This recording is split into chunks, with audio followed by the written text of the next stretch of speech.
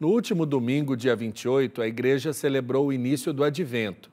Para nós católicos, esse tempo significa um momento de se inteirar de maneira mais profunda na liturgia e nessa mística cristã que envolve a chegada do Salvador. São 4 domingos antes do Natal que expressam a importância da vinda de Jesus, o Filho de Deus. O Advento também marca o início desse novo ano litúrgico. Nesse primeiro domingo, se iniciou o calendário litúrgico, onde estão organizadas as comemorações, celebrações e principais conteúdos da vida comunitária de nós católicos. Mas você sabe o que significam os símbolos do Advento? Para aprofundarmos na espiritualidade desse tempo, tenho a alegria de receber aqui, mais uma vez, o padre Leonardo José de Souza Pinheiro, assessor da Comissão de Liturgia da CNBB. Boa tarde, padre Leonardo, seja bem-vindo ao programa Pai Eterno. Boa tarde, padre Wellington, boa tarde a todos que estão participando e nos assistem agora pela TV Pai Eterno. Grande abraço. Grande abraço para o senhor também. Padre, o senhor está onde? Conta para a gente onde o senhor se encontra e preparando-se para um momento também importante, né? Pois é, eu sou do clero da Arquidiocese de Juiz de Fora, né, aqui em Minas Gerais. Mas nesse momento eu estou falando da Casa Paroquial da Catedral Basílica do Pilar, da Diocese de São João del Rei. Estou aqui participando do tríduo preparatório para a ordenação episcopal do nosso estimado, querido padre Dirceu, Monsenhor Dirceu, que no último dia 27 de outubro foi nomeado pelo Papa Francisco bispo da Diocese de Camaçari, na Bahia. Então, estou aqui passando esses dias com ele e já ajudando na preparação, participando do tríduo vocacional que antecede, que vai ser sábado agora, a ordenação às 9 horas da manhã, aqui na Catedral Basílica do Pilar. Eu peço que o senhor leve ao Monsenhor Dirceu o nosso abraço e as nossas orações, as orações de todos os filhos do Pai Eterno que estão rezando por ele desde o dia de sua nomeação para bispo de Camaçari. Pois é, vou levar sim. Ele passou aqui agorinha mesmo, ele precisou sair, mas já vou transmitir a ele assim que ele chegar o abraço de todos aí os devotos do Pai Eterno, de toda a equipe querida aí da TV Pai Eterno. Agora, padre, nós estamos vivendo um tempo que é muito importante para a vida da igreja. E eu queria perguntar para o senhor sobre esse significado, sobre essa mística. Qual que é a mística que a gente pode distinguir o tempo do Advento dos demais tempos litúrgicos da igreja? O tempo do Advento, ele tem uma mística muito particular, bem sugestiva, porque nos coloca diante da expectativa. E de uma expectativa, o próprio documento nos lembra isso, das normas do ano litúrgico, que é uma expectativa alegre. É a expectativa de saber que alguém, e para nós cristãos, esse alguém é o próprio Senhor Jesus Cristo que está para chegar. Mas é numa dupla dimensão, uma dupla expectativa, assim se refere o documento.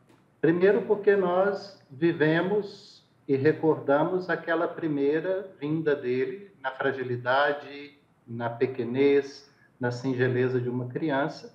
Por isso concluímos o tempo do Advento com a celebração solene da noite de Natal. E também recordando aquilo que os anjos no dia da Ascensão, e o próprio Senhor tantas vezes também assim se referiu, que ele um dia retornará na sua glória, portanto, a segunda vinda. Então, a primeira vinda na singeleza de uma criança, recordamos, e a segunda na glória do seu poder, da sua majestade, como, aliás, a liturgia dos últimos domingos já vem apresentando para nós. É essa dupla expectativa.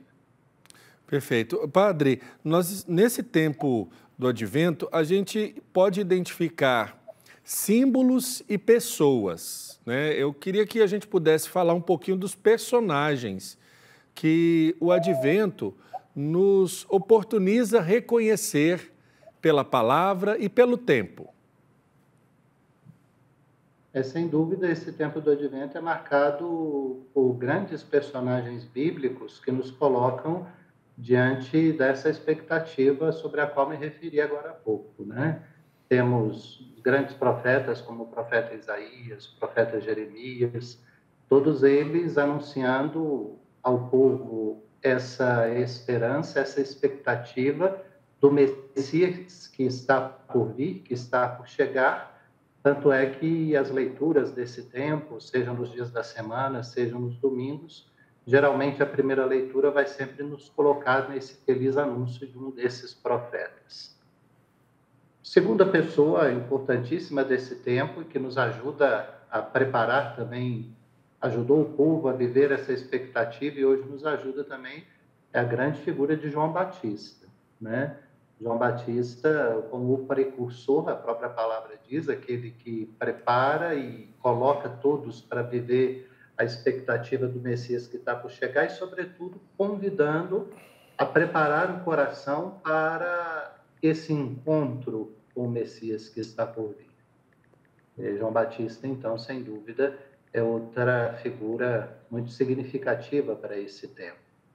E não podemos nunca esquecer, né, nosso carinho muito especial à Mãe de Deus, Maria Santíssima, São José, seu esposo, porque eles viveram ali, inclusive deixando toda a sua vida remodelar, mudar a partir dessa primeira vinda do Senhor, né? Maria que carrega em seus braços o Salvador, o Messias, e São José que, a partir do sonho, do anúncio do anjo, ele assume essa missão para si e se torna o grande protetor, defensor, como o próprio Papa Francisco recentemente nos lembrava, da Sagrada Família. Acho que esses personagens são centrais para a gente bem viver esse tempo do Advento.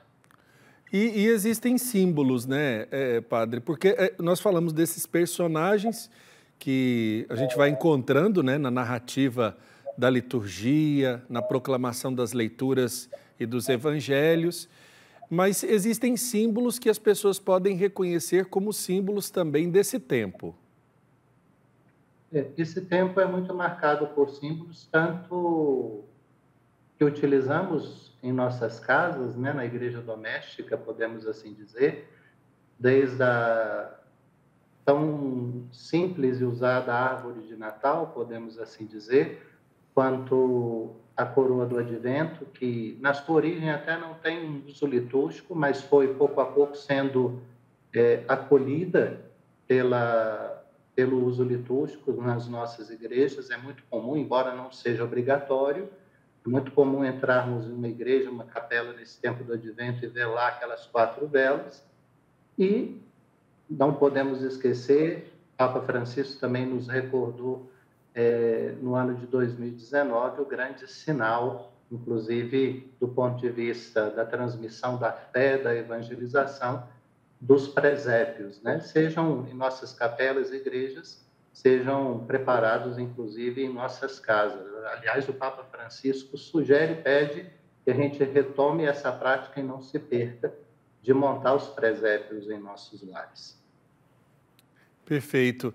E esse tempo também pede de nós uma sobriedade, até no canto, né? Nas nossas animações, nas nossas liturgias e celebrações. Como é que a gente pode entender esse pedido de sobriedade da liturgia para o tempo do Advento, padre? É interessante isso que o senhor lembra, Padre Hélio, que todos os grandes ciclos da liturgia da Igreja, os 2 grandes que temos, que é o ciclo da Páscoa e o ciclo do Natal, eles são marcados por um tempo de preparação para viver o motivo central daquele ciclo, né? Para a Páscoa nós temos o tempo da Quaresma e para o tempo do Natal nós temos o tempo do Advento. E esses tempos de preparação são sempre, de fato, marcados por essa sobriedade a qual o senhor se refere, justamente para melhor viver e interiorizar aquilo que está por vir, né? Basta lembrar que nesse tempo, tanto na Quaresma e agora também ao longo do tempo do Advento, nós não entoamos e não cantamos o hino de louvor aos domingos, justamente para aguardar a grande noite de Natal, na qual, junto com os anjos, nós vamos cantar, né? Glória a Deus nas alturas e paz na terra aos homens por ele amados. Então, é de fato um tempo em que a gente precisa voltar, né, nosso olhar para dentro do coração, para a nossa vida, para nossas escolhas, para nossas atitudes, para a gente ver o anúncio que o Natal me traz. Ele é acolhido na minha vida, de que forma eu tenho vivido a notícia da singeleza e da simplicidade de um Deus que se fez homem, né, para utilizar lá aquela expressão do apóstolo Paulo, né, a sua kenosis, o seu esvaziamento. Deus se esvazia e assume a nossa condição humana para nos fazer participantes da vida dele, né? Podemos até nos perguntar, a partir dessa sobriedade que você fala, né, de que modo eu também vivo a minha kenosis, o meu esvaziamento, para que eu possa bem viver a grande solenidade do Natal e também a vinda do Senhor, que não sabemos quando será na sua vinda futura, mas é uma das verdades da nossa fé, né? Aliás, em cada missa, é bom lembrar isso, a gente pede que o Senhor apresse a volta dele, né? Quando o padre diz lá, eis o mistério da fé, e que a gente responde, anunciamos, Senhor, a vossa morte, proclamamos a vossa ressurreição. Vinde, Senhor Jesus. Né? A volta do Senhor é uma verdade da nossa fé cristã. Agora, padre, a cor desse tempo, ela também tem um significado? E aí eu pergunto por quê? Porque a igreja, ela, na sua pedagogia da fé, ela nos ensina muito, né? E nada é por acaso. Até eu queria aproveitar o padre Leonardo com a gente, porque são muitas os devotos, muitas as dúvidas das pessoas que às vezes pensam que o padre chega lá na sacristia, olha para os paramentos e pensa assim, hoje eu vou vestir dessa cor, né? E não é bem assim.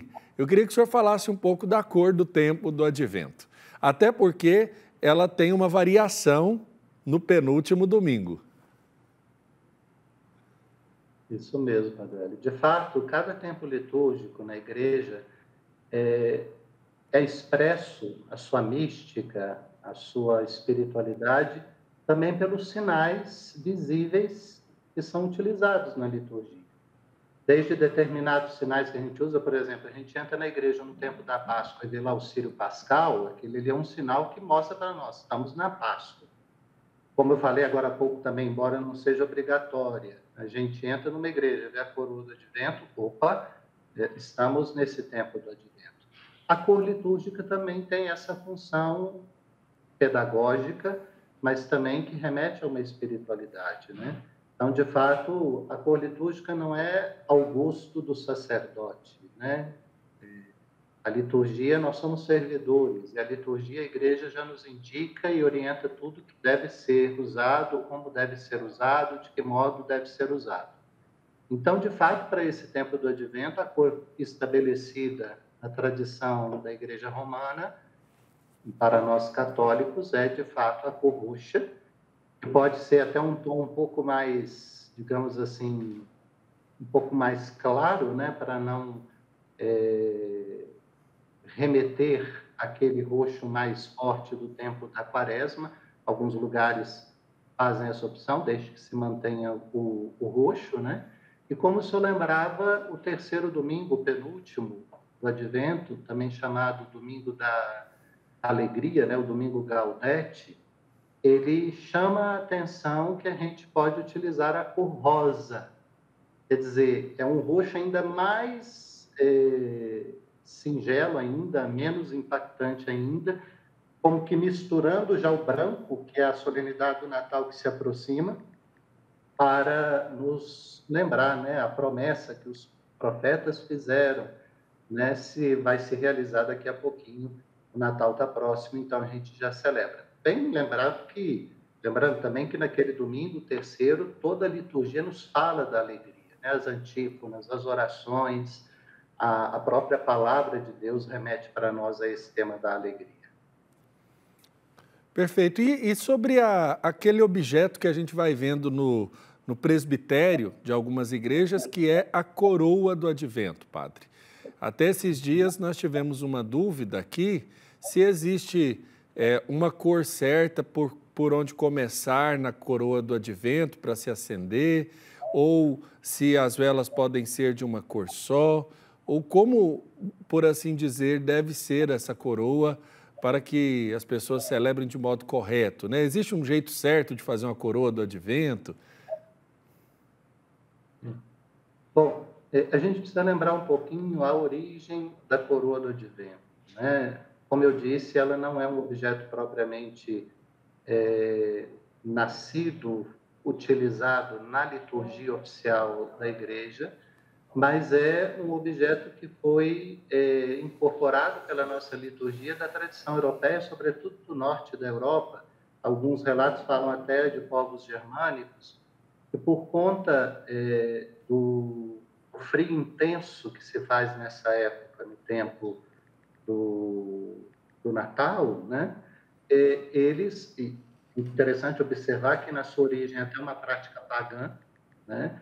Eles acendiam velas ao Deus Sol, pedindo que o calor e a luz possa voltar o mais rápido possível naquele frio intenso que eles enfrentavam, né? Então, a liturgia cristã incorporou essa prática, sinalizando ali com 4 velas, remetendo aos 4 domingos desse tempo, e ornamentou, né, com um ramo, né, um círculo de ramos verdes, alguns colocam até fitas para enfeitar ainda mais, mas do ponto de vista da espiritualidade cristã, é significativo pensar que a cada domingo se acende uma vela, e a cada domingo, cada vez que se acende, o clarão vai se aumentando, até que se chega, de fato, na celebração do Natal, a chegada de Cristo Jesus, que é a luz do mundo, a luz da nossa vida, e aí a luz se faz, de fato, presente, né? O ano passado, quando fazíamos uma live, eu, Dom Edmar, que é o presidente da Comissão de Liturgia da CNBB, o bispo responsável, ele falava ali 2 pontos significativos que eu tomo a liberdade de recordar. Primeiro, ele falava da veracidade do sinal, isso é significativo. Se a coroa do advento quer se remeter a nós, a pessoa de Jesus Cristo, e nós falamos de Jesus Cristo vivo, nós falamos de Jesus Cristo encarnado, nós falamos de Jesus Cristo no mistério de Deus que se fez homem, assumiu a nossa vida, então, portanto, um ser vivente. Ele dizia, até a veracidade dos sinais deve remeter a isso. Ele dizia, por que utilizar, por exemplo, materiais artificiais? Ele sugeria pegar mesmo, de fato, um ramo verde, preparar, né? Ele dizia as 4 velas. Às vezes a gente se preocupa em fazer velas muito bonitas, mas a chama, a luz é tão pequenininha que às vezes nem se vê. Então, se preocupar com a veracidade do sinal da luz, né? Da chama, para que as pessoas na igreja, onde estejam, possam ver o seu clarão, possam ver a sua luz.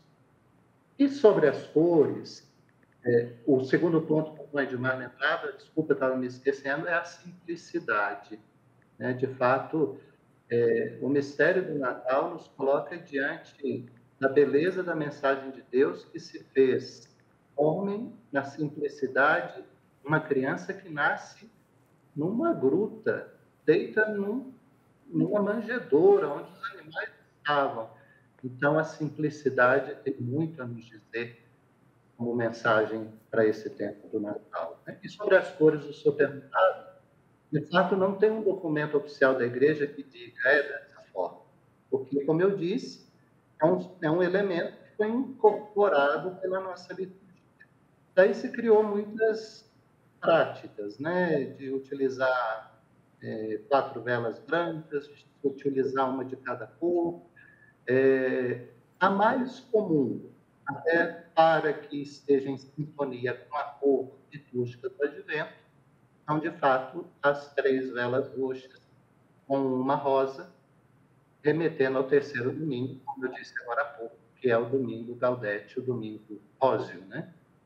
Agora, Padre Leonardo, nós vemos também a árvore de Natal, né? Esses dias nós tivemos uma matéria mostrando do pinheiro natalino que chegou lá na Praça de São Pedro para ser colocado junto ao presépio, que anualmente é posto ali, e esse ano tem características do povo peruano, com o rosto, com as roupas, com elementos da cultura peruana, que bem próxima a nós, e está ali na contemplação da encarnação do Verbo, na expressão do presépio, né?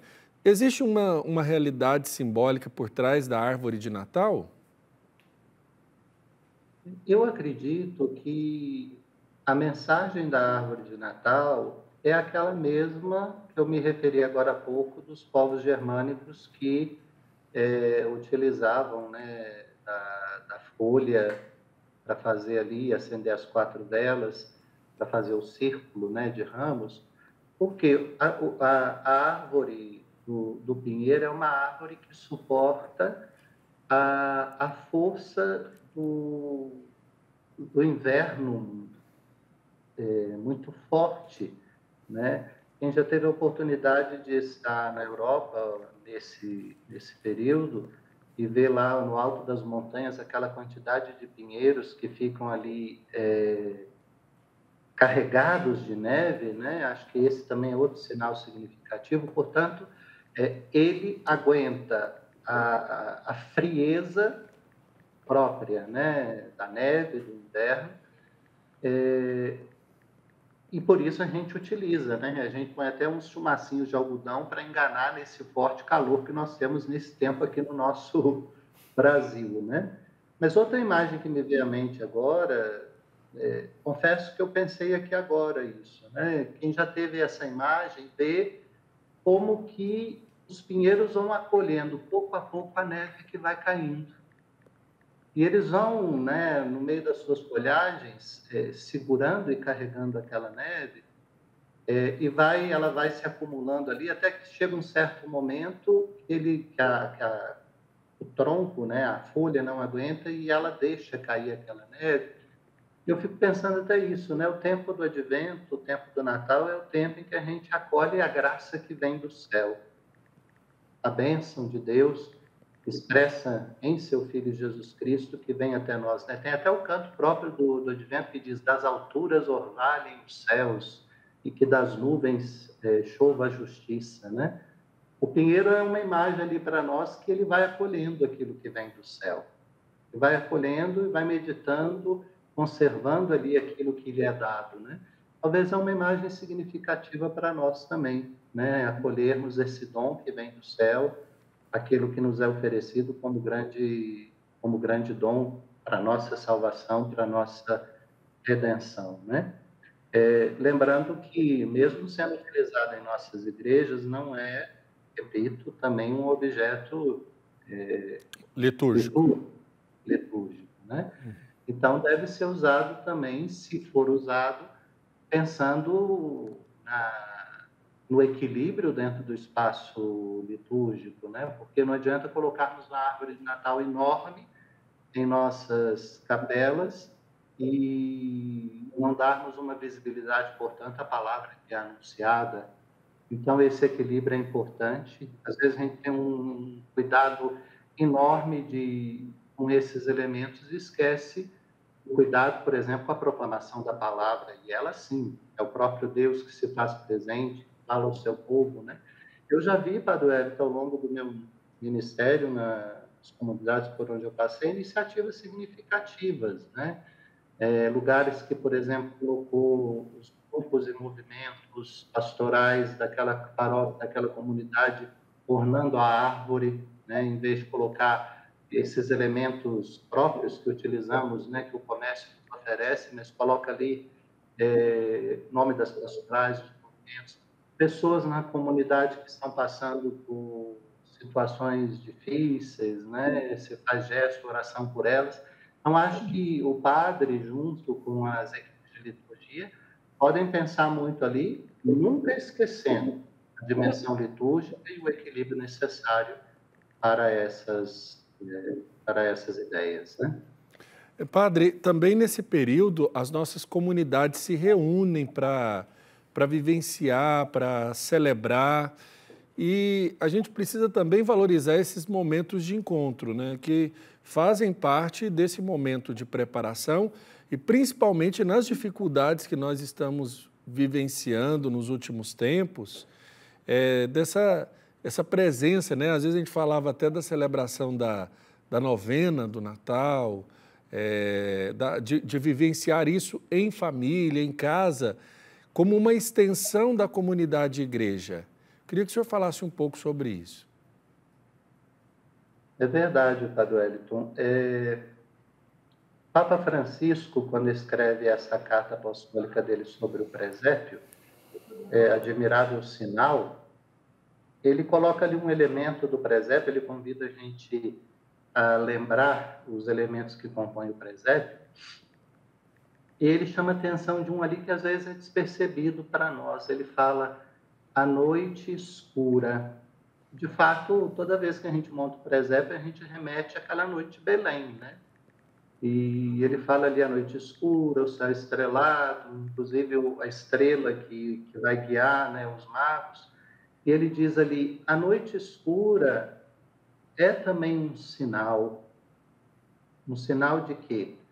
De que nós enfrentamos também nossas noites escuras, né? Enfrentamos nossos tempos difíceis, nossas situações de treva, e Deus se encarna e vem ao nosso encontro, nasce, melhor dizendo, né?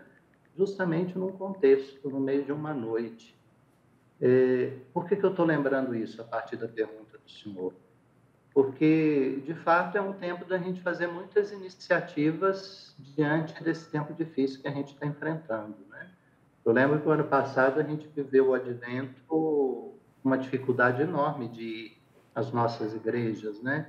Vivíamos um forte tempo do lockdown, né? Do distanciamento social.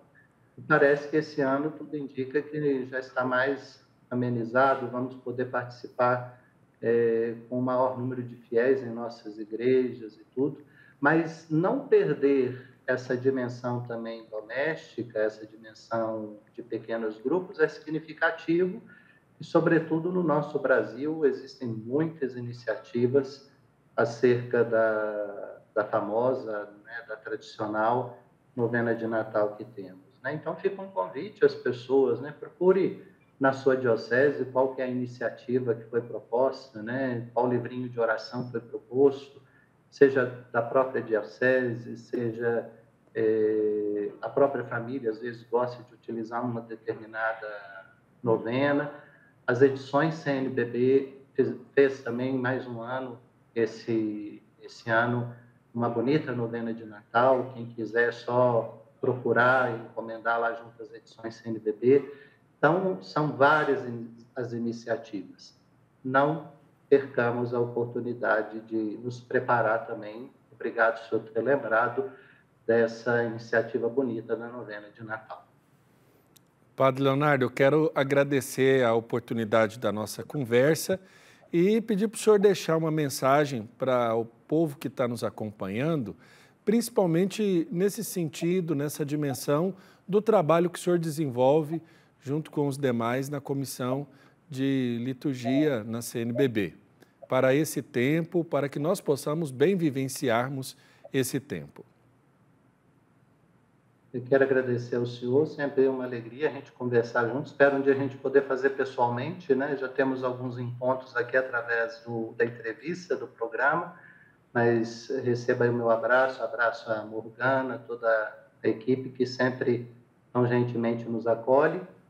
Quero mandar o meu abraço querido de sacerdote, de padre, a cada devoto do Pai Eterno que nos escuta nesse momento, né? Interessante a gente perceber que a gente chama Deus de Pai Eterno porque Jesus assim nos revelou. Nós reconhecemos Deus como Pai porque Jesus assim nos apresentou e mais ainda nos deu a liberdade de chamar o seu Pai, porque Ele é o Filho unigênito. Nos deu a liberdade de chamar o seu Pai de nosso Pai. Então, a festa do Natal nos remete a isso, né? A essa beleza de Jesus que nasce e nos dá essa possibilidade de chamar o seu Pai amado, seu Pai querido, de nosso Pai.